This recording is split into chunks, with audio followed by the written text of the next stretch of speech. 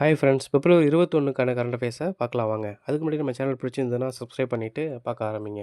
Okay, first பாயிண்ட்டுக்கு போயிடலாம்.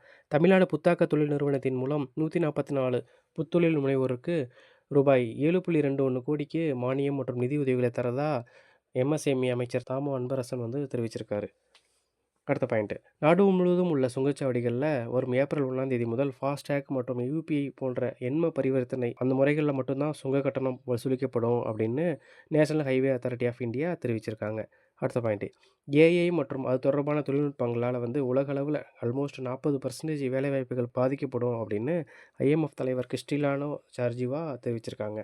அடுத்த பாயிண்ட்டு.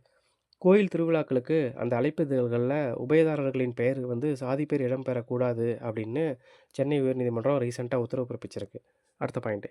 நீலகிரி மலை ரயில் கட்டணம் இன்று முதல் 5% உயர்த்துவதாக ரயில்வே அதிகாரிகள் தெரிவிச்சிருக்காங்க. அடுத்த பாயிண்ட்டு. பிப்ரவரி 21ஆம் தேதி உலக தாய்மொழி தினமாக கொண்டாடப்பட்டு வருகிறது. அடுத்த பாயிண்ட்டு. நேதாஜி சுபாஷ் சந்திர போஸ் மேம்பாலம் மதுரையில் 213 கோடியில் கோரிப்பாளையத்தில் தமிழ்நாடு முதலமைச்சர் காணொலி மூலமாக திறந்து வைக்கிறாரு. அடுத்த பாயிண்ட்டு. இந்திய அரசியல் சட்டத்தை தமிழ் மற்றும் குஜராத் மொழியில் துணை ஜனாதிபதி சிபி ராதாகிருஷ்ணன் வெளியிட்டார். அடுத்த பாயிண்ட்டு. மருது சகோதரர்களோட திருவுருவச் சிலையை சிவகங்கை மாவட்டம் சூரக்குளத்தில் தமிழக முதல்வர் காணொலி மூலமாக அதை திறந்து வச்சுருக்காரு. ஓகே, நாளைக்கு ஒரு வேறு கண்ட பேசல பார்க்கலாம். தேங்க்யூ.